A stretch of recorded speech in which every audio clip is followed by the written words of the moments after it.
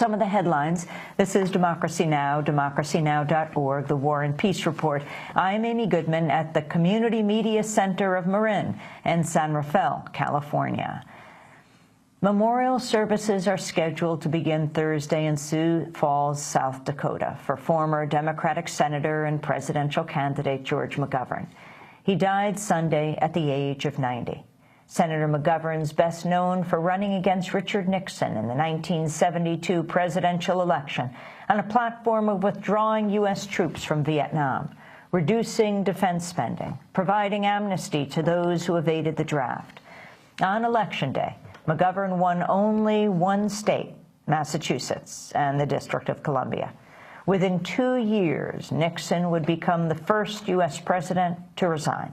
McGovern served in the Senate from 1963 to 1981.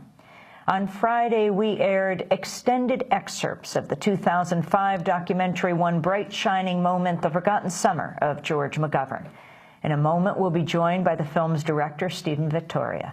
But first, we go back to George McGovern's 1972 speech accepting the Democratic presidential nomination. And this is also a time not for death, but for life. In 1968, many Americans thought they were voting to bring our sons home from Vietnam in peace. And since then, 20,000 of our sons have come home in coffins. I have no secret plan for peace. I have a public plan. And as one whose heart has ached for the past 10 years over the agony of Vietnam, I will halt the senseless bombing of Indochina on inaugural day.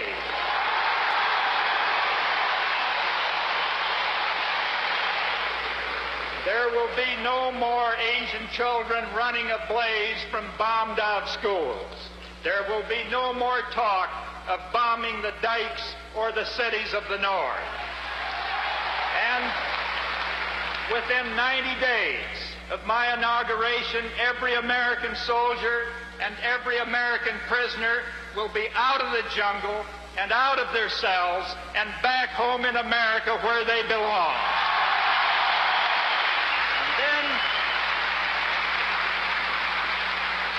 And then let us resolve that never again will we send the precious young blood of this country to die trying to prop up a corrupt military dictatorship abroad.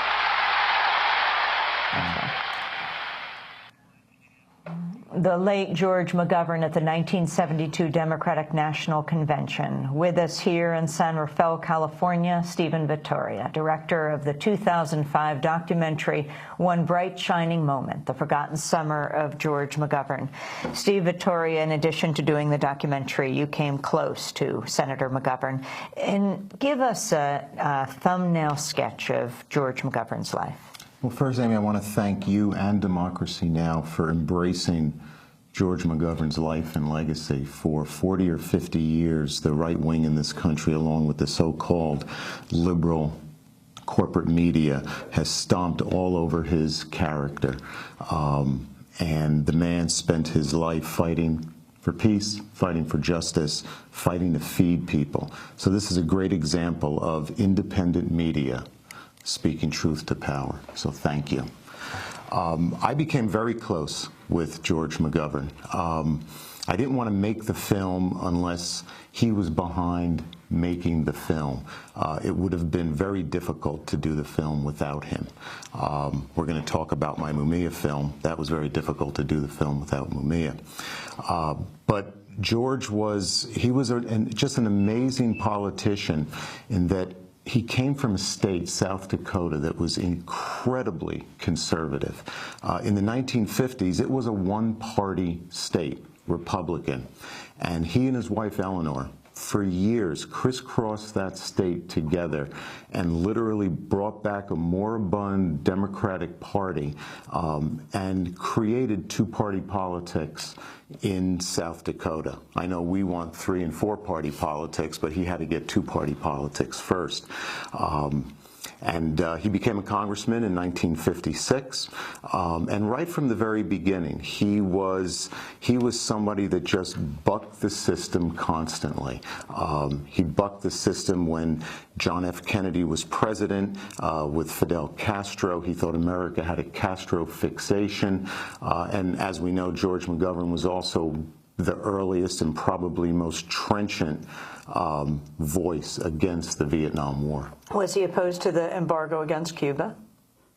I do not know. I don't know. The Vietnam War. Talk about his growing activism against it. Was he against the war from the beginning? He was very much against the war from the beginning. He did, in fact, vote for the Gulf of Tonkin resolution, and it's a vote that George, to his dying day, regretted making. There were only 2 senators that voted against that Gulf of Tonkin resolution, Morris and Gruening. And George told us in the film, and he told me on many occasions, that he should have never believed what he was being told by both the Kennedy and the Johnson White House. Which was?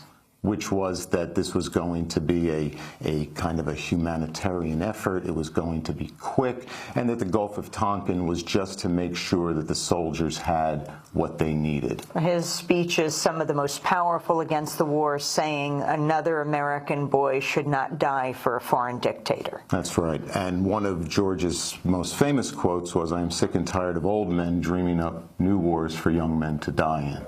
And you know, I think he was, that was something that he held very, very tight his whole life. You spent a lot of time talking to Senator McGovern. I did. What did you learn about him that maybe others don't know? In World War II, George McGovern was a decorated bomber pilot.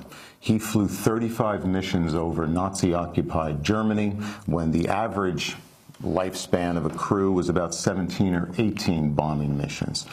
Very much like Howard Zinn, after the war, he had incredible nightmares and guilt about, from the wild blue yonder, what his bombs were doing to the people on the ground. And George lived with that, and I think obviously that was one of the main reasons that he had this anti-war stance throughout his entire career.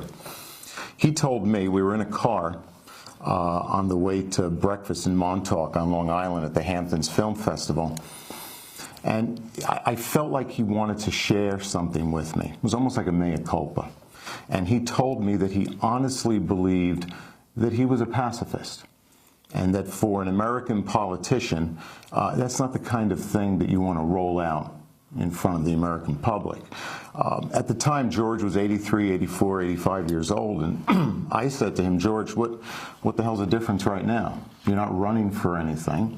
This would be a remarkable statement for you to make, and to kind of, you know, just go that extra few yards." But he wanted to hold on, I think, to the valor and the glory of what he considered to be the good war. And but I know, stealing the title from David Swanson's book, War is a Lie, that George completely believed that war is a lie. One bright, shining moment, the forgotten summer of George McGovern. Why do you say forgotten? And what do you think are the lessons that Democratic candidates of the future took from George McGovern, since he won only one state plus the District of Columbia? He won Massachusetts. Yeah. It truly felt to me like it was the forgotten summer of George McGovern. I was a teenager at the time, and I worked very hard on the campaign. Couldn't vote for him, but I worked for him. And, you know, there were, I believe, the 1960s, the social revolutions of the 1960s, absolutely came to an end in 1972. The people that cut their teeth on the anti-war movement, the civil rights movement, the women's movement, they came together on George McGovern's campaign. And I'll give you 2 examples, kind of a tale of 2 cities, people that came out of those campaigns, and you can see why it was the forgotten summer. On the negative side, you had Bill and Hillary Clinton, who both worked tirelessly for George McGovern. And here we are all these years later, and it seems like Bill and Hillary Clinton are kind of hitmen for the mob. It doesn't seem like they learned anything from the George McGovern campaign or from the 1960s. Michael Moore, on the other hand, worked tirelessly for George McGovern, and we see what he did with that campaign and what he learned in that campaign. And he took the ideas of fighting war, fighting hatred, fighting poverty, and he's put it to work in his career, he's put it to work in his films. So there were an awful lot of people who kind of sold out from the George McGovern campaign, and it truly was a forgotten summer. A few people held on to it.